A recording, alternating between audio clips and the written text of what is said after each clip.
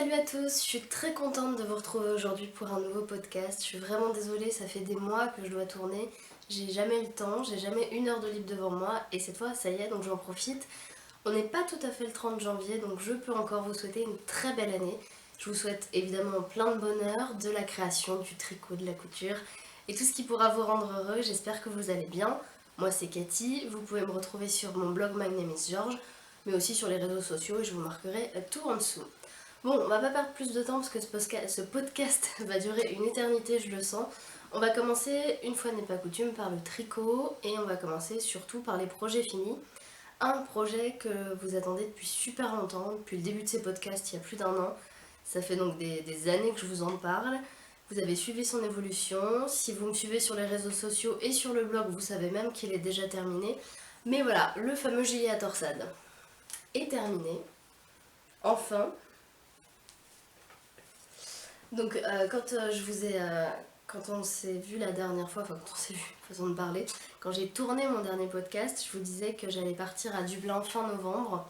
Du coup, que le gilet était pas tout à fait terminé. Je crois qu'il me restait une manche à faire peut-être ou même pas. Il fallait juste que je les assemble, enfin je sais plus.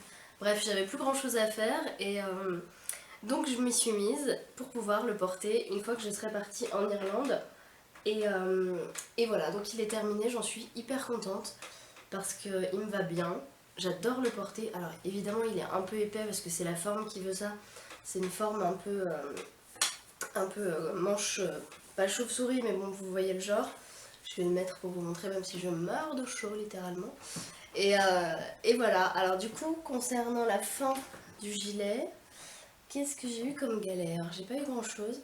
J'ai suivi le patron qui me disait de bloquer les pièces avant d'assembler. Je trouvais ça un peu bizarre, mais bon. Et puis surtout de bloquer les pièces avant de faire la pâte de boutonnage et le col.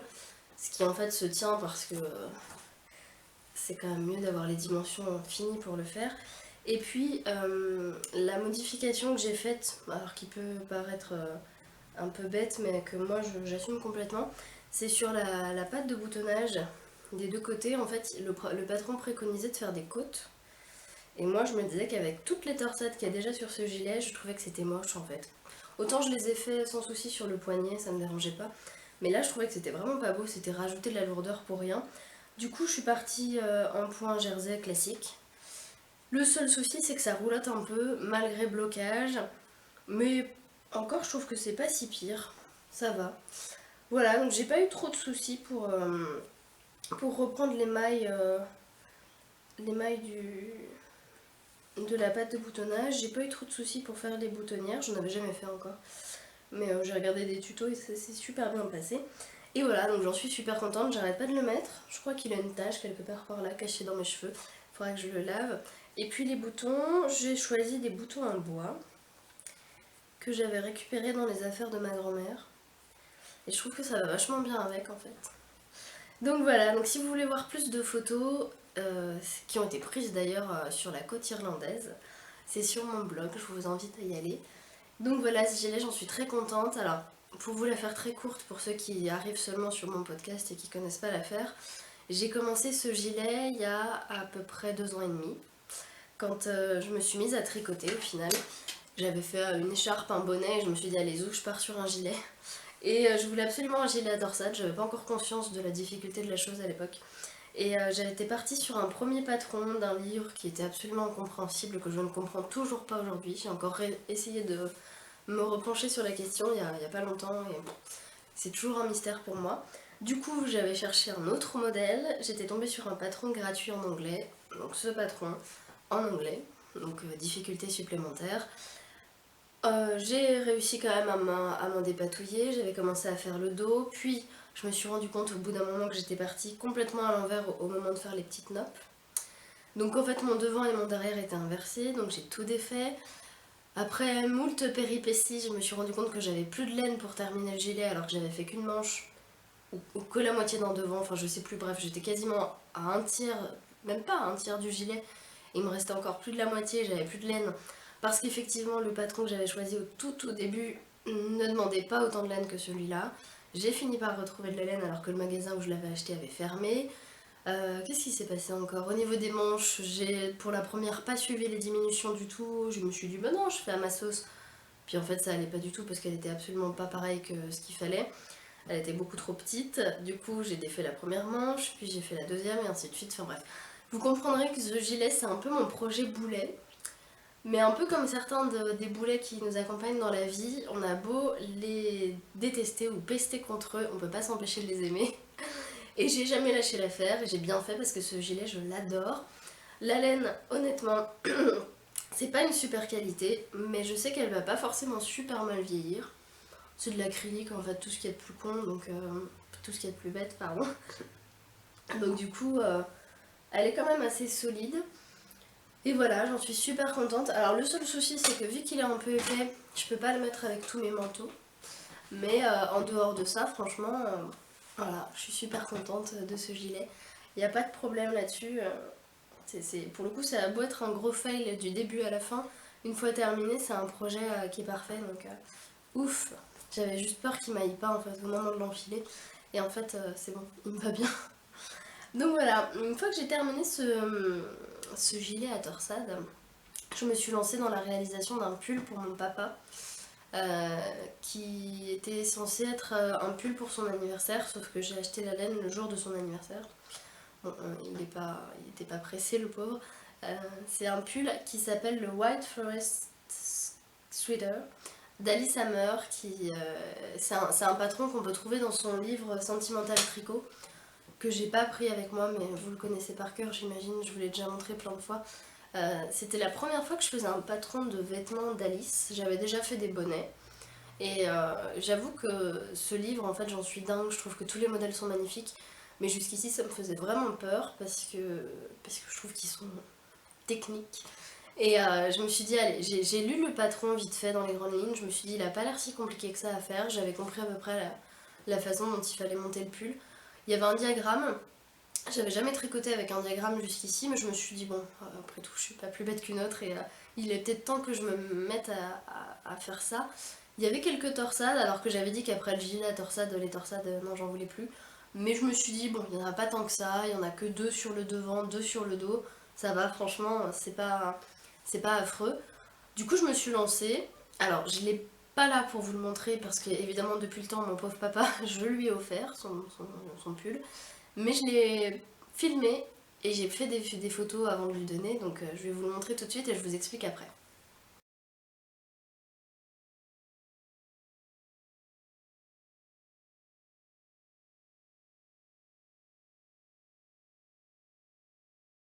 Voilà, donc ça c'était pour le pull de mon papa, du coup j'en ai profité pour aller chercher le livre d'Alice.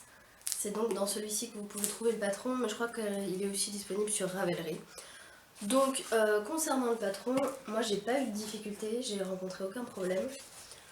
J'ai trouvé que c'était franchement assez clair. Après j'ai juste pas pris de plaisir à tricoter les manches parce que je suis pas très à l'aise avec la méthode du Magic Loop et je connais pas encore la méthode des aiguilles double pointe. Donc oui, là j'ai pas forcément pris énormément de plaisir à faire les manches. Pour le reste, je suis très contente de ce pull. Je me suis à peine plantée sur une des torsades tout en bas, mais ça se voit quasiment pas. Puis on va dire que c'est ma petite marque de fabrique. Mais au-delà de ça, franchement, j'ai adoré le tricoter. J'ai appris encore plein de choses, notamment le sens des torsades, voilà, à la fin je lisais même plus le diagramme. Pour les faire, je savais dans quel sens il fallait que je les fasse partir. Et voilà, encore monter un pull en rond de A à Z ou quasiment de A à Z. Voilà, donc je l'ai adoré. Il va super bien. Sur mon père, il tombe super bien. Bon, surtout après blocage, parce que honnêtement, le blocage là, il était hyper nécessaire. Et voilà, j'en suis ravie. Et pour le tricoter, du coup, j'ai acheté de la laine au lièvre blanc. C'est de la laine BC Garn Hamilton Tweed 1. C'est de la laine qui se tricote que je vous dise pas de bêtises, normalement en aiguille de 5,5. Donc c'est plus ou moins ce qu'il fallait pour tricoter ce pull. Et, euh, et voilà, j'adore la couleur. Alors celle-ci c'est la couleur 16. Je pourrais pas vous dire ce que c'est parce que du coup c'est pas marqué. Et la laine, alors c'est 90% de laine, 10% de viscose. Elle pique pas du tout. Je sais pas pourquoi à chaque fois on les met dans notre cou les laines pour les savoir si elles piquent ou pas. Elle est super agréable à tricoter, je l'adore complètement. Donc voilà, donc c'est un projet que j'ai adoré faire, ce pull. Je voulais en faire un pour Elia, et puis en fait, quand je l'ai tricoté pour mon papa, du coup je l'ai essayé sur Elia pour savoir si ça allait, sachant que j'ai fait la plus grande taille, le XL, et que c'est pas immense. Et du coup, Elia est un peu trop costaud des épaules. En tout cas, il est trop musclé et du coup, ça va pas du tout. Donc, c'est pas un pull que je ferais pour lui. C'est un modèle qui lui irait pas, quoi qu'il arrive. Donc voilà, mais je l'ai tellement adoré que du coup, je pense que je le referai. Je sais pas pour qui, mais je le referai. Voilà, donc ça c'est pour le deuxième projet fini. Et d'ailleurs, en parlant de ça, j'étais très contente parce que du coup, j'ai pu le tricoter assez vite. J'ai commencé, je sais pas trop quand d'ailleurs, courant novembre, hein, certainement, début novembre, et je l'ai fini juste le jour de Noël, pile pour lui offrir. Donc je trouve que j'ai été assez rapide pour un truc qui se tricote avec des masses de torsade. Donc voilà, un vrai succès. Ensuite, une fois que ça c'était fini, j'ai eu envie de faire un projet simple pour moi. Un autre gilet, parce qu'en fait je manque cruellement de gilets dans ma garde-robe. Et du coup je suis partie sur un gilet que j'avais envie de faire depuis super longtemps. C'est encore un patron d'Alice Hammer, c'est le Sophie B, je vous en avais parlé je crois, parce que je l'ai acheté il y a quelques mois, le patron sur Ravelry justement. Et, euh, et donc je l'ai tricoté. Je vous l'ai pas encore montré sur le blog celui-là, je vais faire des photos juste après. Donc c'est un gilet en poinderie qui se tricote du coup en aller-retour, mais on monte les manches à partir, enfin en aller-retour sauf les manches en fait. Les manches se tricotent à même le corps en aiguille pareil circulaire. Donc des manches raglan, du point de riz, et puis après il faut reprendre le col. Alors pareil, je vais l'essayer pour vous le montrer. J'ai adoré le tricoter. Pour le coup, il se tricote super vite. J'ai utilisé pour ça de la laine Rico Design qui s'appelle Alpaga Blend Chunky, je crois. Je vous le remarquerai en bas de la vidéo. En fait, c'est la laine que j'avais utilisée, je sais pas si vous vous souvenez, il y a quelques temps, c'était au printemps, je crois, ou il y a presque un an, pour faire. J'avais tenté de patronner un pull et qui s'était avéré 1000 fois trop grand, que j'avais tout défait. Et j'avais gardé la laine et je savais pas comment faire, et du coup, je me suis dit qu'elle était parfaite pour ce projet. Et effectivement. Donc voilà, donc c'est un petit peu un gilet. Je sais pas comment on pourrait l'appeler, un peu boule, enfin il est tout en rondeur et je l'adore, je le trouve vraiment parfait. Les manches elles tombent pile comme il faut. Le corps il est, je peux vous montrer, il arrive pile à la bonne taille. Le seul souci de ce gilet, mais c'est complètement de ma faute, c'est que Alice en fait elle préconisait à la fin de reprendre les mailles du col, de tricoter 3 ou 4 rangs, je sais plus de côte, puis de reprendre chaque devant et de tricoter 3 ou 4 mailles, 3 ou 4 rangs. Et je me suis dit, mais en fait, je comprends pas comment après ça va s'assembler tout ça. Et comme je comprenais pas et que je suis allée voir un peu sur des blogs, j'ai vu que je sais plus qui, mais une blogueuse qui l'avait tricoté, elle avait tout tricoté d'un coup. Les devants, le cou et l'autre, enfin les deux devants et le cou en même temps. Et je me suis dit, bah ouais, je vais faire ça. Sauf qu'en fait, c'est sans compter sur le fait que je suis un peu une. Comment dire, pas très délicate quand je fais mes rabattages de mailles. Et que je les fais très très serrés. Ce qui fait que du coup là déjà le corps est un peu voilà. Mais qu'en plus là c'est carrément, j'ai réussi à le récupérer comme je pouvais au blocage. Mais il n'y a pas beaucoup de souplesse au niveau de l'encolure et des devants. Ce qui fait que du coup il a tendance à se rabattre un petit peu. Mais moi ça me dérange pas du tout. Mais c'est vrai que la prochaine fois que je le ferai, je ferai gaffe à mon rabattage. Et de toute façon d'une manière générale il faut que je fasse gaffe quand je rabats. Parce que là je suis vraiment, je sais pas ce que j'ai au moment du rabattage, je dois être complètement. Mais faut que je me détende un peu quand je fais ça parce que, parce que du coup mes ouvrages ne sont absolument pas détendus eux. Et autant au niveau des emmanchures ça me dérange pas parce que du coup ça tient bien, que là, bon. Et il y a des petits boutons normalement que je n'ai pas encore mis parce que jusqu'ici je le porte comme ça. Je sais même plus dans quel sens il faut que je les mette tant je me rappelle pas d'où j'ai fait mes boutonnières, mais elles y sont quelque part. Mais voilà, donc Sophie B, je vous le recommande les yeux fermés, il est parfait, il est vraiment très agréable à tricoter, il est facile à comprendre, il monte vite, ça se tricote bien, le point de riz c'est top. Donc franchement, moi c'est un gros coup de cœur pour moi, tout comme la laine que j'adore, mais ça je vous l'ai déjà dit, hein, je sais pas combien de fois, j'adore cette laine dont j'ai oublié le nom. Mais je crois que c'est ça, Alpaga Blend Chunky de Rico Design, et c'est une laine qui est pas très chère et que j'adore. qui est toute douce et qui vieillit bien. Donc voilà, donc ce petit Sophie B, j'en suis vraiment contente. Je pense que je m'en referai parce que vu comme il se tricote vite, je l'ai tricoté en moins d'un mois. Alors je sais que pour certaines ça paraît, c'est pas un exploit, mais pour moi c'est bien. Donc voilà, et j'adore vraiment sa forme. J'avais besoin de gilets tout simples pour mettre avec mes robes et mes jupes. Donc celui-là il est absolument parfait. Et puis le point de riz, de toute façon ça reste un de mes coins préférés. Donc voilà, donc ça c'est pour les projets terminés. Je crois que ouais, en fait j'ai fait que ça. Enfin, que ça. C'est déjà pas mal, vous me direz. Mais j'ai rien fait d'autre, j'ai rien tricoté d'autre, non effectivement. Donc voilà, donc on va passer au projet en cours. Je vais vous montrer ça tout de suite. Alors ça c'est pareil, c'est un projet dont je vous ai parlé depuis longtemps, que j'avais déjà commencé, que je n'ai jamais fini, que j'ai d'ailleurs détricoté pour refaire depuis le début, parce que je sais, enfin j'avais tricoté à peine en 3-4 ans, du coup ça servait à rien. C'est donc le Winter Honey d'Elsa Merlin. Le châle Winter Honey d'Andrea Mori. C'est d'ailleurs par ce patron que j'avais découvert cette designeuse absolument merveilleuse. Enfin, je ne vais pas vous refaire à quel point j'aime Andrea Mori parce que j'adore ses patrons, j'adore sa personnalité, j'adore son look, enfin bref, je suis trop fan. Et donc voilà, donc c'est un châle qui se tricote en point abeille, nid d'abeille, pardon. Que j'adore, je trouve que le rendu est juste magnifique. Et je vous en parle depuis avant cet été, je crois. J'ai acheté le patron il y a un moment. Mais je ne m'étais pas mise dedans parce que j'avais lu qu'effectivement c'était long, qu'il fallait une aiguille à torsade et que ça prenait un temps fou à tricoter. Mais là je me suis dit bon, j'ai la laine, j'ai le patron depuis cet été, c'est bon, t'as plus de projet en cours, vas-y lance-toi. Et effectivement je confirme que c'est un petit peu long, j'en suis qu'au début. Hein. Mais voilà, les rangs ils sont... Plus on avance, plus c'est long à tricoter forcément. Parce que voilà, c'est une torsade à chaque étape. Mais je trouve que le résultat est tellement beau que j'ai vraiment hâte de le porter. Alors, dans le patron, Andrea, elle propose deux tailles. Il y a le très grand châle et il y a ce qu'elle appelle le shawlette, le petit châle. Donc moi, je suis partie sur celui-là parce que je trouvais que c'était déjà bien. Donc voilà. Donc là, j'en suis qu'au début. Mais j'adore. Et puis la laine, je vous en avais déjà parlé. J'en suis complètement fan aussi. C'est de la Malabrigo qui s'appelle Rios. Et la couleur, parce qu'on me l'a demandé plus d'une fois, c'est Frank Orc. Et j'ai l'étiquette ici. Ça se tricote en aiguille 4,5, 5,5. Voilà. Made in Pérou, évidemment. Et j'en suis complètement dingue de cette laine. Je la trouve magnifique. J'ai deux écheveaux. Oups. J'ai deux écheveaux et voilà. Il me reste encore tout ça, plus l'autre écheveau qui est beaucoup plus gros.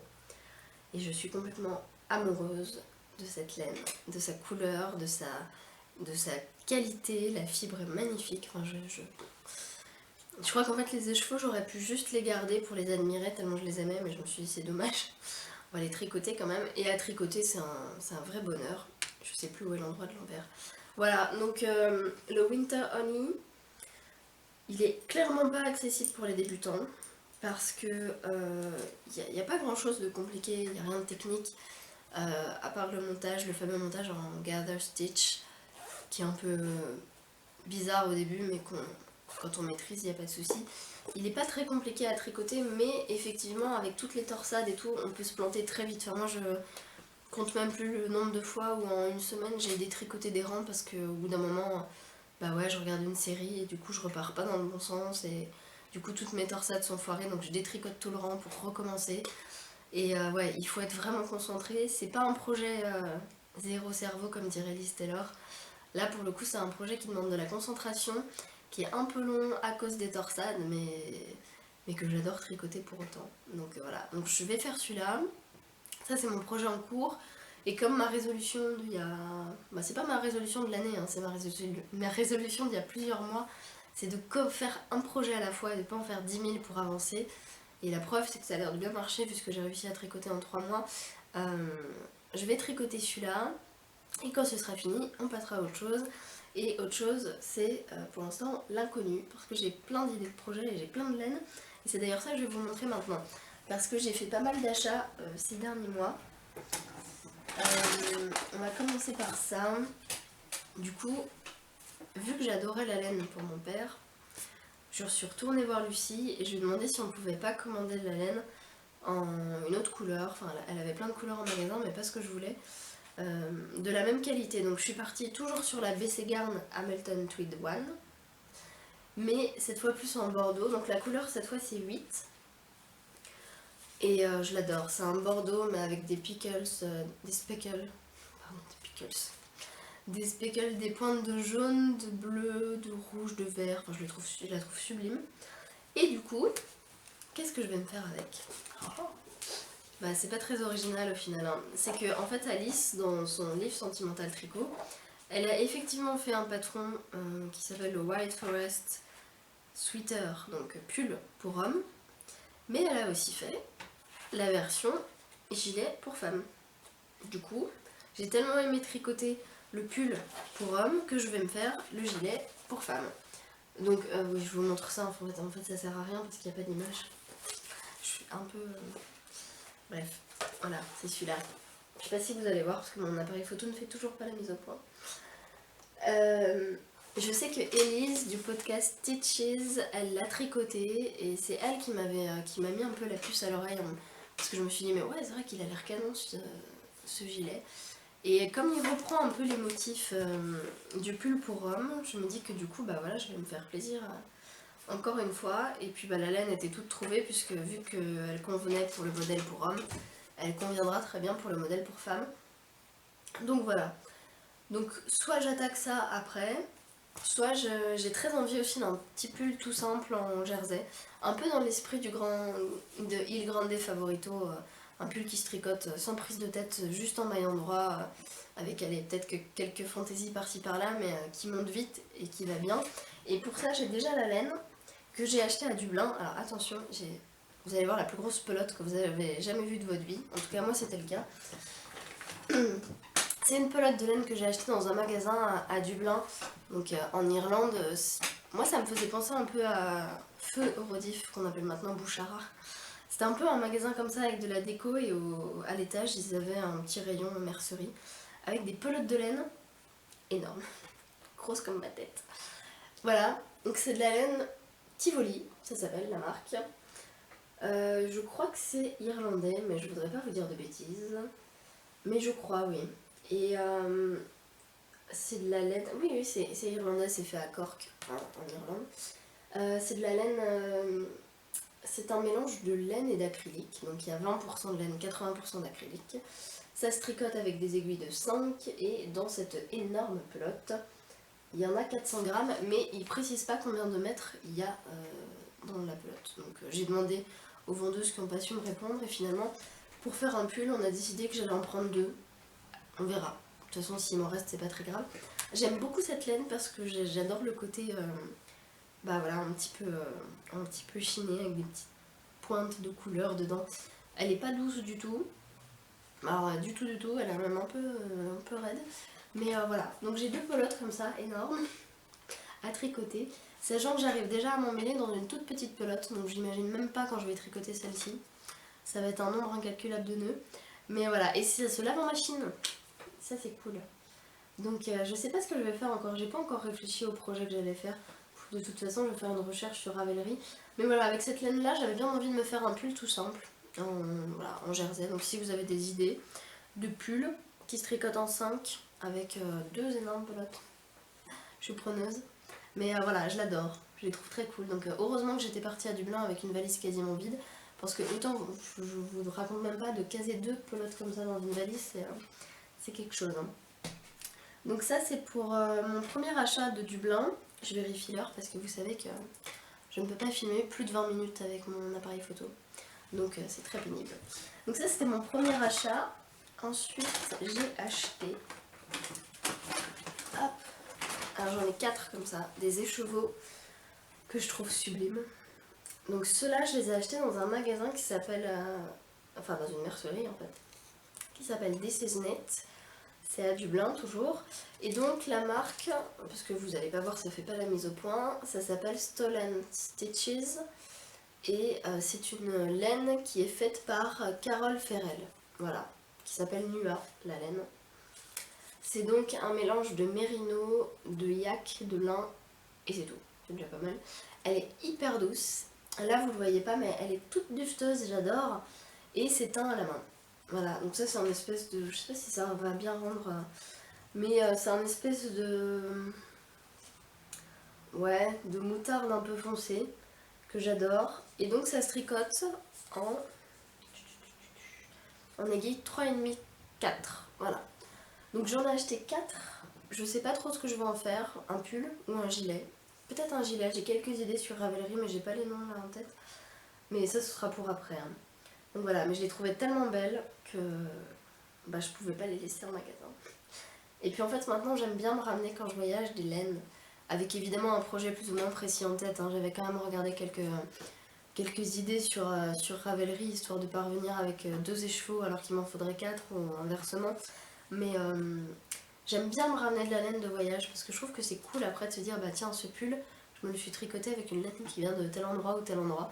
Je trouve ça vraiment chouette. Donc celle-ci je la trouve sublime et j'ai quand même hâte de la mettre en bobine et de m'en servir parce que je la trouve vraiment trop belle. Voilà, donc j'ai fait ma traditionnelle pause syndicale parce que ça faisait 20 minutes que je vous parlais et que ça allait couper. Donc je vous parlais de mes achats à Dublin, donc je vous ai montré 2 pelotes, enfin deux types de laine. Et puis la dernière, c'est mon petit coup de cœur, j'en suis dingue. C'est une laine que j'ai achetée dans une mercerie qui s'appelle The Constant Knitters. Et j'y suis allée un soir, on est parti dans un quartier exprès pour passer dans cette mercerie. Elle avait des laines absolument sublimes, je savais pas quoi choisir tant il y en avait. Elle avait notamment de la laine Brooklyn Tweed, mais je me suis dit c'est quand même dommage d'acheter de la laine américaine alors que je suis à Dublin. Et je suis tombée sur ces écheveaux qui étaient sublimes, donc c'est des écheveaux teints à la main, d'une marque qui s'appelle The Fibre Kitchen. Et en fait, elle m'expliquait, la dame qui tient cette mercerie, que cette laine est teinte à la main par une jeune Irlandaise qui habitait apparemment de l'autre côté du canal, juste pas très loin de là où on était. Donc voilà, donc c'est de la Superwash Merino à 80% et il y a 20% de bambou. La fibre est très très douce, elle est d'une douceur incroyable. Et c'est teint à la main, donc il n'y en a pas une qui se ressemble. Il n'y en avait qu'une en fait de ce coloris-là. Et puis honnêtement, vu le prix de l'écheveau, je ne pouvais pas en acheter beaucoup plus. Mais voilà, je voulais absolument en acheter au moins une. Donc ça se tricote en aiguille de 3,5, 4,5. Il y a 100 grammes, 225 mètres. Donc je sais absolument pas ce que je vais en faire. Je pensais m'en faire une écharpe. Avec un point un peu joli, mais voilà. Et je la trouve sublime. J'en suis complètement dingue de ces couleurs. Il y a des nuances de gris, un peu bleu, mais un peu plus foncé. Il y a un peu de violet, du rose. Enfin, waouh, j'adore. Je suis dingue. Donc voilà, The Fibre Kitchen. C'est des laines teintes à la main qui sont sublimes. Elle avait plein de couleurs. Enfin, c'était vraiment dur de choisir. Mais j'ai tout de suite flashé sur celle-ci. Et honnêtement, je pense que malgré le prix, s'il y en avait eu plus, s'il y en avait eu assez pour se faire un pull par exemple, je les aurais prises. Mais c'était pas le cas dans ce coloris-là. Et les autres coloris me plaisaient, mais un peu moins. Donc voilà. Donc ça, c'est mes achats de Berlin. N'importe quoi. De Dublin. À Berlin, à l'époque, je ne tricotais pas, donc j'ai pas ramené de laine. Voilà. Et puis, autre achat dans le genre super size. Ça, c'est une pelote que j'ai achetée à la petite épicerie début décembre. Je suis passée là-bas pour leur porte ouverte faire un atelier feutrine et ils faisaient un petit déstockage de produits. Il y avait notamment cette pelote qui traînait toute seule. Et donc c'est de la Rico Design Basic Super Big Tweed. C'est de la laine il y a quoi alors? Acrylique, laine et viscose, voilà. Surtout de l'acrylique. Il y en a 400 grammes, 880 mètres. Et d'après ce qui est marqué là, j'ai assez d'une pelote pour me faire un pull en taille 40. On verra. Ça se tricote en 5 et la couleur est... Là en la regardant comme ça, je suis un peu dubitative, mais à l'époque je la trouvais chouette. Je me suis dit pour me faire un petit pull tout simple, pas très... Bah, du coup un peu crop top à mon avis, parce que je peux pas me faire un grand pull, mais voilà. Donc je l'ai acheté. De toute façon je pouvais pas la laisser toute seule, cette petite pelote. Donc voilà pour les projets tricot. Je crois qu'on est bon. J'ai rien d'autre à vous dire là-dessus. Non. Voilà. Mes projets tricot pour le moment. J'ai pas d'autres projets en tête pour l'instant. Enfin, en fait j'ai surtout beaucoup de laine et pas vraiment de projet défini, mais ça c'est pas un souci. Mais voilà, donc j'avance bien en tricot et je suis très contente. Et ah oui, je voulais vous faire un petit point sur la méthode continentale. Donc je vous ai parlé il y a 2 podcasts au moins. Donc la méthode continentale, vous savez, c'est tenir le fil dans la main gauche qui est censé nous faire tricoter plus vite. En tout cas, voilà. Donc moi, j'ai pas l'impression de tricoter beaucoup plus vite, ou alors je m'en rends pas compte. En tout cas, ce qui est sûr, c'est que je suis plus à l'aise avec cette méthode. Je la trouve plus instinctive maintenant que je me suis habituée. Je suis pas encore hyper aguerrie sur la maille envers. Enfin, c'est pas là où je suis plus rapide. Par contre, en maille endroit, ouais, ça, je trouve que ça va vraiment très vite. Parce que maintenant, je suis vraiment à l'aise. Mais j'adore, en fait, je tricote plus que comme ça. Et je trouve que c'est beaucoup moins... Je sais pas comment dire. C'est beaucoup moins violent dans la façon de tricoter pour les articulations, pour tout ce qu'on appelle les tendinites du tricot et tout. Voilà, donc moi je suis complètement conquise par cette méthode de dite continentale. J'adore et il y a pas mal de gens qui me posent des questions dessus et c'est vrai que c'est pas évident quand on tricote notamment depuis des années en méthode classique, enfin avec le fil dans la main droite, c'est très difficile je trouve de perturber ses habitudes et de les contrarier, c'est pas facile. Mais si vous commencez tout juste le tricot et que ça vous intrigue, j'ai qu'un conseil à vous donner, c'est lancez-vous. De toute façon, vous n'avez rien à perdre. Entraînez-vous sur des échantillons, sur des projets tout simples, et vous allez voir que ça va, voilà, que ça va tout seul. Moi, je me suis beaucoup basée sur les vidéos de Liz Taylor, qui avait fait des super vidéos pour apprendre à tricoter comme ça. Après, voilà, c'est au jugement, comme elle dit, je crois, dans ses vidéos, il faut trouver son propre style. Moi, je sais que j'enroule pas du tout mon fil sur la main gauche comme elle. J'ai besoin de l'enrouler beaucoup plus pour avoir une bonne tension. Bon, voilà, après, faut jauger, faut essayer. Mais en tout cas, la méthode continentale, c'est une très très bonne surprise et j'en suis absolument ravie. Et, euh, et voilà, donc maintenant je tricote tout comme ça, mais peut-être qu'un jour voilà, j'aurai d'autres projets que je tricoterai autrement, mais que ce soit pour les torsades ou pour les jetés, les augmentations, les diminutions, le rabattage, je fais tout comme ça. Bon, le rabattage, on en reparlera parce qu'a priori, il faut que je m'améliore largement là-dessus. Mais voilà, pour le reste, c'est plutôt cool. Donc ça c'était pour la partie tricot et j'ai failli m'arrêter avant de vous montrer un super truc pour Noël. J'avais demandé à ma maman, oui j'ai fait une commande à la mère Noël en l'occurrence, je lui avais demandé de m'offrir l'attirail pour faire mes propres bobines. Donc j'ai eu un dévidoir en bois qui est très chouette. Voilà. Et j'ai aussi eu, hop, je vais par le pêcher, de quoi bobiner. Bon, c'est le classique que tout le monde connaît, hein, de Knit Pro. Voilà. Bon, je vais pas vous le montrer, en fait ça sert à rien, mais vous voyez l'idée. Et pour ceux qui se demanderaient ce que c'est, parce que moi il y a encore très peu de temps je ne savais pas ce que c'était, ces instruments de torture, tout simplement en fait quand vous achetez de la laine, je fais tout tomber. Quand vous achetez de la laine, soit elle est déjà en pelote comme ça, et dans ces cas-là vous pouvez commencer à la tricoter telle quelle, il n'y a pas de souci, soit elle est présentée en écheveau comme ça. Et là en fait il faut absolument pas les tricoter telles quelles parce que ça va faire des nœuds, vous allez abîmer la laine et ça va être une vraie galère. Voilà, vous pouvez pas tricoter comme ça. Donc en fait le principe c'est de la détordre, de la mettre de la mettre là-dessus et à l'aide de mon petit instrument de torture là, de faire des bobines avec. Ce qui donne du coup des bobines qui sont des pelotes qui sont pas comme celle-ci, ça n'a pas du tout la même forme. Elles sont plutôt comme celle-ci, c'est ce qu'on appelle des cakes. Parce qu'apparemment c'est une forme de cake. Voilà, mais du coup ça fait des petites bobines comme ça. Et effectivement, c'est des accessoires dont j'aurais pu me passer parce que je peux très bien aller, notamment à la mercerie du Lièvre Blanc, Lucie, elle a tout ce qu'il faut pour bobiner, mais je trouvais que c'était des instruments qui sont beaux, qui sont jolis. Je me suis dit, bah en fait comme j'ai acheté à Dublin pas mal d'écheveaux qu'il va falloir bobiner moi-même, pourquoi pas.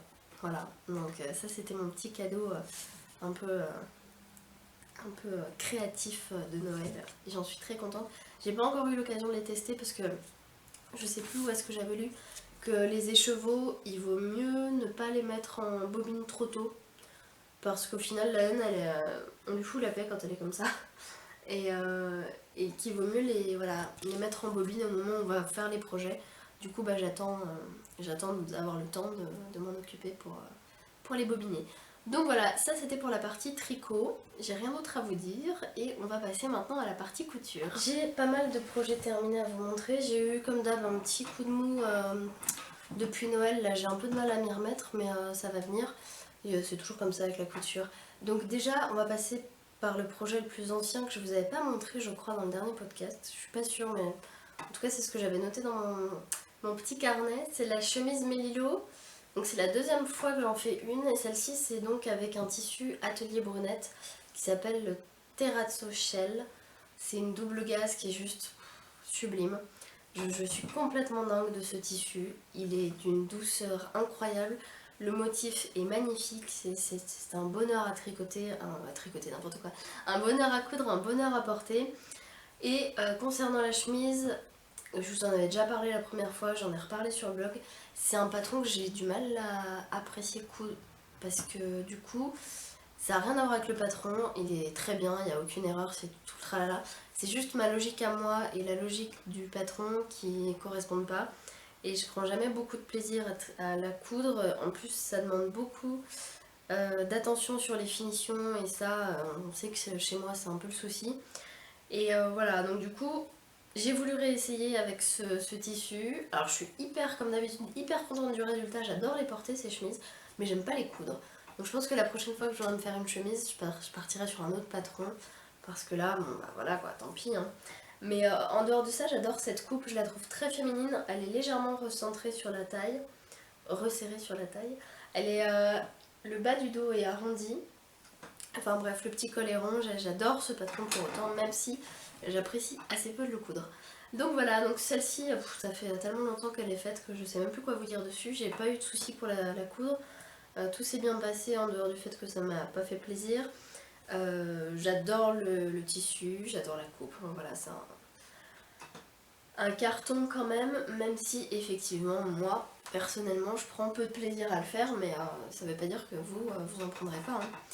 Donc ça c'était le vêtement fini au mois de novembre. Ensuite je me suis attelée au cadeau de Noël et au cadeau de naissance parce que j'ai des amis qui ont eu un petit garçon et d'autres amis qui ont eu une petite fille et je leur ai fait tous les mêmes cadeaux. Donc déjà je leur ai fabriqué à chacun des petits pochons et je vous ai même fait une vidéo tuto pour apprendre à les coudre aussi ces pochons. Et je sais que ça a beaucoup plu donc je suis contente. Donc voilà, et dans ces petits pochons, il y a des cotons lavables. Donc soit coton à démaquiller, si on... Voilà. Là en l'occurrence c'est des cotons pour le linge, hein. Enfin, après les mamans en font ce qu'elles veulent. Donc j'ai utilisé pour la partie coton une fibre de bambou bio que j'ai acheté sur un site dont j'ai oublié le nom mais je vous le marquerai là. Et puis sur l'envers c'est un tissu absolument sublime dont je n'ai pas les références non plus mais je vais les retrouver et en fait c'est les restes d'un autre projet que je vais vous montrer après. Voilà, et c'est tout bio donc du coup c'est parfait pour les bébés et c'est pas hyper facile à coudre je trouve. Enfin, du coup c'est du travail à la chaîne et c'est pas hyper évident mais j'ai prévu d'en refaire et de vous montrer en vidéo comment les fabriquer ces petits cotons. Voilà, alors moi je suis partie sur quelque chose d'assez gros parce que je trouve que c'est pratique à prendre en main. Puis après, une fois que c'est sale, on les met en machine et puis zou. Donc voilà, donc j'en ai fait quelques-uns, hein. Je vais vous montrer, j'ai fait tout ça. J'en avais fait tout autant pour l'autre cadeau de naissance que j'ai déjà offert parce que j'ai vu les parents à Noël. Donc voilà, donc ça c'est pour les petits cadeaux, voilà, sympa. Après, je vous dis, soit c'est pour les mamans, soit c'est pour les bébés. Ils verront bien ce qu'ils veulent en faire. Que je range du coup dans les petits pochons que je vais refermer. Et puis pour compléter tout ça, je leur avais fait... alors je crois que je l'ai pas là.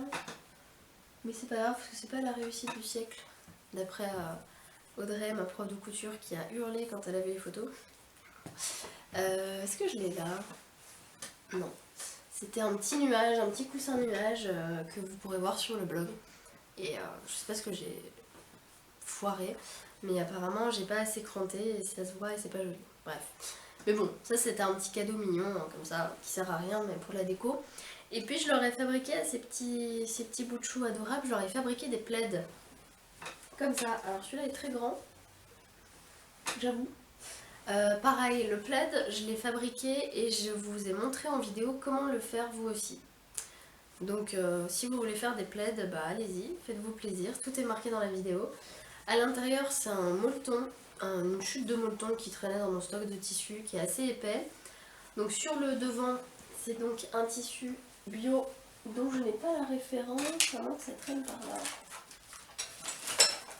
dans mon bazar. Non, je vous le remarquerai en bas de la vidéo. C'est un tissu absolument trop mignon avec des petits animaux, des petits écureuils, des petits lapins. Enfin, bon, j'adore ce tissu, il est trop mignon.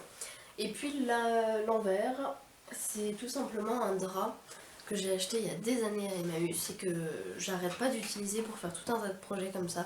Des tote bags, des pochettes, des doublures de pochettes, voilà. Et du coup, c'est un drap tout bête en coton blanc, tout ce qu'il y a de plus classique. Donc voilà pour ce petit plaid, j'en suis très contente de mes plaids. J'espère que ça va leur plaire. En tout cas, moi je sais que on m'en avait offert un il y a longtemps à moi, hein. Je suis pas un bébé, mais on m'avait offert un plaid il y a très longtemps et j'adore m'en servir. Je m'en sers tout le temps quand je suis dans le canapé et tout, je trouve que c'est des super cadeaux. Et puis ça va assez vite à faire et c'est un bon moyen je trouve d'utiliser des chutes ou de se faire plaisir. Je sais que ce tissu là en l'occurrence je l'ai acheté au lièvre blanc et c'était des tissus que Lucie me montrait depuis longtemps, je me disais ah, ils sont magnifiques mais voilà je peux pas m'en faire des vêtements, moi qui suis adulte je sais pas comment faire. Et en fait je me suis dit mais ouais c'est trop bien, c'est le moyen de se faire plaisir à coudre des tissus sublimes mais pas pour nous, pour des enfants. Donc voilà. Et puis pour Noël j'ai fait une tripotée. Honnêtement, j'en ai fait 7 ou 8, je sais plus, de pochettes Sacha. Alors, les pochettes Sacha, c'est un patron de Margot, de sa marque Petit Patron. C'est des pochettes avec du passepoil qui s'ouvrent comme ça. J'ai pas encore mis les pressions sur celle-ci parce que c'est pour moi, du coup, c'est beaucoup moins pressé. Voilà, donc ça, j'en ai fait à la pelle, mais je les trouve parfaites. Elles vont vite à coudre, elles sont super agréables. Je trouve que le résultat est carrément canon. Ça, c'est un tissu dont je ne connais pas le nom, que j'ai acheté à la petite épicerie. Voilà. Et je trouve qu'elles sont super belles. Le format est plutôt cool. Et elles vont vite à coudre. Il n'y a pas de fermeture éclair, donc elles sont pas compliquées du tout, si ce n'est la pose du passepoil. Et voilà, une fois de plus, Margot, t'es trop forte. J'adore tes patrons. Donc voilà, la pochette Sacha, c'est issu du kit passepoil de Petit Patron. Et je vous le recommande les yeux fermés parce que franchement, elles sont trop canon. Donc j'en ai fait des comme ça, j'en ai fait plein. J'ai fait des photos, un jour je ferai un article sur le blog. J'en ai fait des comme ça aussi. Le tissu, c'est un vieux édredon que j'ai récupéré chez mes grands-parents et j'adore.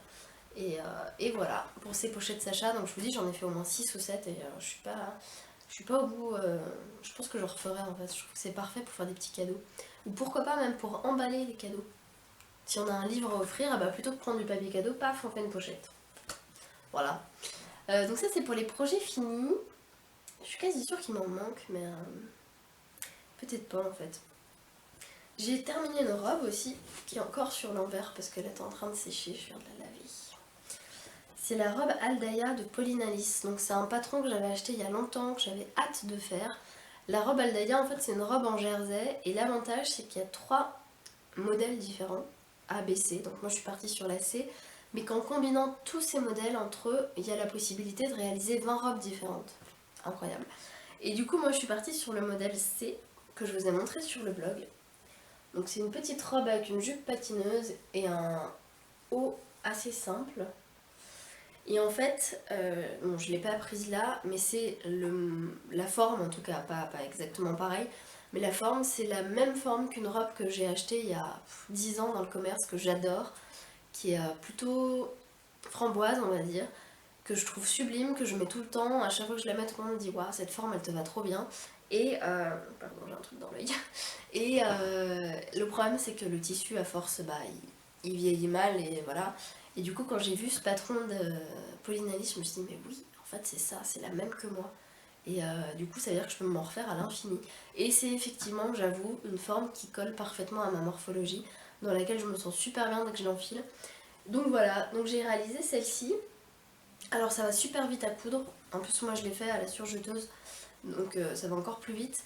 C'est quand même un patron assez travaillé, je vais vous montrer l'envers, parce qu'il y a pas mal d'empiècements en fait. Il y a des pinces aussi dans le dos, Et donc il y a un... Ce que j'aime beaucoup en fait, c'est que l'empiècement de l'encolure, il est pris dans les manches et du coup, eh ben, il se balade pas. Et puis après les manches, en fait, on fait pas d'ourlet, c'est l'empiècement qu'on rabat à l'intérieur et qu'on assemble en point invisible sur l'envers. Voilà. Donc il n'y a pas de grosses difficultés. L'ourlet, je vous avoue, je me suis pas trop embêtée. J'ai surjeté et puis j'ai fait un point droit à la machine. Et voilà. Et du coup, j'adore cette robe. Je la trouve trop canon. Donc je l'ai faite en 40 parce que c'est ma taille de référence chez Pauline Alice et qu'à chaque fois ça tombe parfaitement bien. Et le tissu, c'est un jersey Milano bleu canard. Enfin, je crois que c'est ça la couleur. Que j'ai acheté chez Little Fabric il y a quelques mois déjà maintenant et que j'aime beaucoup. Je trouve qu'il est parfait pour ce projet. Alors il bouloche un petit peu mais c'est normal, le jersey ça fait toujours ça. C'est pas grave, moi ça me dérange pas. Mais je le trouve vraiment canon. Donc voilà, donc autant dire que cette robe c'est une réussite à 100% et que j'en ferai d'autres parce que franchement, voilà, quand on a un patron qui va bien et une forme qui va bien, bah, pourquoi se priver quoi. Donc voilà. Et puis mon dernier projet terminé, c'est pas n'importe lequel. Je voulais pas encore montrer sur le blog. Et c'est pas pour tout de suite, d'ailleurs c'est pendant au moins 15 jours, si ce n'est plus. C'est mon manteau Ernest. C'est le manteau Ernest, donc c'est un patron de République du chiffon que j'ai commencé en septembre pendant mes cours de couture. Je l'ai réalisé en fait avec ma prof de couture. Donc à raison de 2 heures de cours par semaine, sachant qu'il y a eu les vacances, plus quelques soirs où je finissais à 21 h et où je pouvais pas aller au cours. On l'a fini début janvier. Voilà. Il est un peu long à faire, j'avoue, parce que déjà découper les pièces, il y en a peut-être 25 entre la doublure et le manteau. Donc c'est déjà super long de découper le patron, de découper le tissu et puis de tout assembler. Donc voilà, donc mon manteau Hermès, il ressemble à ça. Je l'adore, avec donc un petit col rond, la doublure à l'intérieur. Derrière, on a un empiècement avec une petite pince. Les poches, je sais pas si vous allez voir en fait, parce que ça filme pas super bien. Les poches sont des poches passepoil rabattues, je crois, c'est comme ça qu'ils disent. Qui sont très chouettes aussi. J'ai opté pour des énormes boutons que j'ai achetés à la mercerie du Lièvre Blanc. Et la laine, le tissu, ça vient d'un magasin parisien, donc je n'ai pas la référence, mais je vous la redonnerai, qui fait des tissus sublimes, notamment des lainages. C'est Lucie qui m'avait conseillé d'y aller à Paris. Et le seul souci de cette laine, c'est que je pense que c'est une vraie belle laine, qu'elle n'a pas spécialement aimé le repassage, mais bon, il y a des moments où on n'avait pas le choix, et qu'elle va très mal vieillir. Voilà, ça c'est dit, parce que déjà là, il y a des moments par endroit où je me dis, c'est pas chouette quand même. Donc elle va très mal vieillir cette laine, je le sais d'avance, donc j'évite de le mettre quand il pleut. Et autant dire que quand on habite à Dijon, bah, des jours où il pleut, il y en a beaucoup. Mais voilà, j'en suis super contente. Il tombe parfaitement bien. J'aurais évidemment été un peu incapable de le faire sans Audrey parce qu'elle m'a fait faire des trucs, je sais même plus ce que c'est, mais je m'en rappelle plus. Mais voilà, il me va super bien. Alors j'ai juste abdiqué sur les boutonnières. C'est Audrey qui s'en est chargée parce que je me suis entraînée sur des chutes, ça marchait super bien. Et au moment de faire la première, j'ai tout foiré, je sais pas ce que j'ai fait, donc j'ai tout défait. Et Audrey a été assez gentille pour du coup me les faire, voilà. Voilà ce petit manteau, donc j'en suis super contente. Après, je peux pas vous dire si le patron est bien ou pas. Alors la coupe, tout ça, oui. Est-ce que les explications dans le livret sont bien? Moi je trouve que c'est juste. Franchement, pour faire un manteau, il n'y a pas beaucoup de pages, les explications sont assez sommaires et à moins d'être une bête en couture, franchement, je trouve que c'est pas évident. On l'a monté en fait un peu à notre façon sans vraiment suivre les indications, donc je pourrais pas vous dire s'il y a des bêtises ou pas à l'intérieur. Tout ce que je sais c'est qu'on n'a pas connu d'embut, donc ça déjà c'est bien, ça veut dire que le patron est bon. Ensuite pour le montage, ouais, je sais pas si c'est vraiment très instinctif, je pourrais pas vous dire, mais tout ce qui est sûr c'est qu'au niveau de la forme et du patron, moi je suis complètement fan, donc allez-y, foncez, franchement, il n'y a rien à dire là-dessus quoi. Donc voilà, pour les projets terminés, on va passer aux projets en cours. Donc pour les projets en couture, j'ai commencé une blouse Leia de Wear Lemonade. Alors bon, vous connaissez mon amour contradictoire pour ces patrons. J'ai eu autant de galères que de plaisir à les coudre, mais effectivement celui-là je l'avais acheté, je me suis dit bah maintenant qu'il est acheté c'est quand même dommage de ne pas le coudre, surtout que c'était prévu que je le fasse pour mon projet couture 2017 qui n'est pas fini. Mais c'est pas grave parce que j'ai tellement cousu à côté qu'au final on a largement dépassé les 12 pièces cousues. Bref, ça je vous en parle sur le blog si ça vous intéresse. Donc la blouse Leia, je l'ai coupée en taille 40. J'ai pas rallongé le corps, on m'avait conseillé de le faire sur Instagram parce qu'on m'avait dit qu'elle était assez courte, mais bon, je me suis dit que je verrais bien. Donc j'ai à peine commencé à la faire. Tout ce que je peux vous dire déjà, c'est qu'au niveau de la découpe du patron, j'ai pas eu de soucis d'embut, de décalage, de tout ça. Ça, c'est bon. Ensuite, en ce qui concerne le montage, je vais pas me fier à la vidéo pour une fois, je vais m'en tenir aux explications papier. J'ai à peine commencé, je vais peut-être vous montrer ça, ce sera plus simple. Donc je suis partie sur un tissu que j'avais dans mon stock depuis tellement longtemps que je sais même plus où je l'ai acheté. C'est un petit tissu avec des petits points verts qui est très joli, alors qui est très transparent aussi, hein, mais que j'aime beaucoup et qui était prévu de toute façon depuis le début pour ce projet. Donc j'ai commencé à monter les épaules, je vais monter le corps et ensuite on verra. C'est une blouse avec un espèce de col Pierrot qui est très joli et des manches avec une fente. Ça je crois que c'est un peu la seule partie technique du patron. Donc je peux pas vous en dire beaucoup plus pour l'instant parce qu'à part découper le patron, thermocoller les parties du patron et puis commencer à coudre les coutures des épaules, j'ai pas fait grand chose. Il y a pas mal de petites pièces, donc je me dis que quand il y a beaucoup de petites pièces en général ça veut dire que c'est un peu galère à coudre. On verra. Jusqu'ici j'ai rien à redire là-dessus. Pour l'instant je peux pas vous en dire plus. Ensuite dans les futurs projets, notamment dans mon cours de couture, je vais faire pour Elia, donc pour mon copain, un sweat à capuche qui est issu d'un magazine Maison Victor. Oh, c'est beau ça. De toute façon, ma Maison Victor, je suis complètement fan, hein. J'adore tous leurs trucs. Un sweat à capuche qui est où? Du coup, je l'ai perdu. Mais je vais le retrouver, il n'y a pas de raison. Voilà, il est là. C'est un sweat à capuche pour homme qui est tout bête. Bon, je sais pas si vous allez voir du coup à la vidéo. Qui est tout simple avec des poches sur le côté. C'est donc le Maison Victor de janvier-février 2017 de l'année dernière. Et pour le réaliser, j'avais acheté sur les tissus du chien vert un jersey, enfin un tissu sweat quoi, comme ça, avec l'intérieur en doudou. Voilà, donc ça c'est ce que je vais faire avec Audrey dans mon cours de couture. Alors non pas que ce soit difficile, mais maintenant que j'ai réalisé des pièces de fou, genre un jean, un manteau et tout un tas de trucs avec elle, j'ai envie de m'améliorer maintenant sur les finitions et de faire peut-être des choses plus simples mais de les faire mieux. Parce que moi c'est mon gros point faible ça, les finitions. Donc voilà. Ah tiens, j'ai retrouvé mon petit coussin nuage. Voilà. Que j'ai fait pour les bébés. Donc ça c'est le prochain projet, gros projet couture. Et ensuite je sais pas, on verra.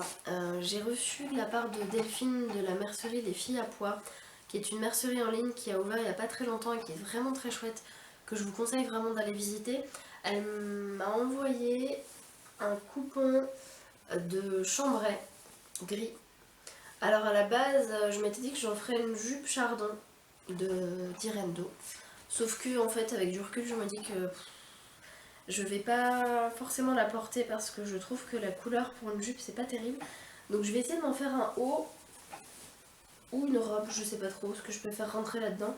Mais plutôt un haut, du coup je trouve que je porterai plus facilement un haut de cette couleur qu'un bas. Donc voilà. En tout cas ce qui est sûr c'est que le jersey, n'importe quoi, le chambray moi c'est une matière que j'adore.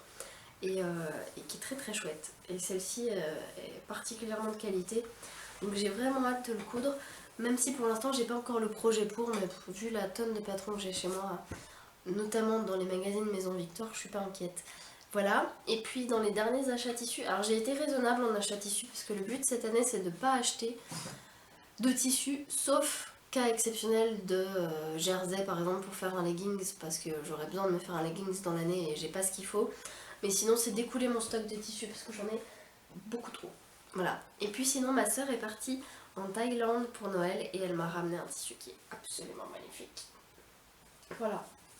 Je sais pas ce que je vais en faire. Mais je le trouve trop beau. Donc en attendant de trouver un projet, bah, je vais l'admirer comme ça, je vais regarder. Je trouve trop chouette. Donc ça c'était pour les projets couture, donc il n'y en a pas beaucoup, mais j'avance au fur et à mesure. Comme je vous expliquais sur le blog, de toute façon cette année, l'idée c'est de coudre moins mais mieux, de coudre des pièces qui me plaisent vraiment et qui vont m'aller, donc peut-être de mieux réfléchir à mes tissus, à mes patrons, à tout ça, bon, chose que je faisais déjà jusqu'ici, mais avec le défi que je m'étais lancé l'année dernière, j'ai cousu quand même pas mal de pièces que j'ai pas forcément portées, notamment des shorts et des combi shorts, c'est des choses que je porte pas parce que j'aime pas, tout simplement. Donc j'étais très contente de le faire parce que d'un point de vue technique ça m'a appris beaucoup de choses. Mais voilà, donc ça c'est pour les projets immédiats en couture. Et puis c'est déjà bien, je crois, ça me fait déjà pas mal de boulot à faire. Donc voilà, donc j'espère que ce podcast vous a plu. Je suis désolée de devoir couper à chaque fois, je trouve ça vraiment pénible. Je suis en train de chercher une solution pour filmer sans passer par mon appareil photo. J'hésite soit à prendre une webcam parce que j'ai essayé avec mon ordinateur mais la qualité est vraiment pourrie donc c'est pas la peine. Donc soit d'acheter une webcam que je mets sur mon ordinateur qui pourra m'aider à filmer, soit d'investir dans une caméra mais ça coûte cher et sachant que bon voilà, c'est quand même assez ponctuel comme usage. Mais ce qui est sûr c'est que l'appareil photo c'est pénible parce qu'il faut s'arrêter toutes les 20 minutes, la mise au point est pas automatique et du coup souvent j'ai peur que ce soit flou. C'est pas très pratique honnêtement. Donc si vous avez des suggestions d'appareils qui me permettraient de filmer mes podcasts en bonne qualité, avec un bon son, mais qui coûte pas un bras, je suis largement preneuse. Voilà. Bon, j'essaie de vous retrouver dans pas si longtemps que ça. J'attendrai pas 3 mois pour tourner parce que cette fois c'était quand même assez long et que j'avais beaucoup trop de choses à vous montrer. Donc je vous dis à très bientôt. J'espère que vous allez bien. Je vous souhaite plein de beaux projets pour les semaines qui viennent. Et n'hésitez pas à me suivre sur Instagram, c'est là que je poste le plus au final. Et si vous voulez voir les vêtements finis, portés, tralala, c'est sur le blog que ça se passe. Et en attendant, bah, je vous fais des énormes bisous et je vous dis à très bientôt.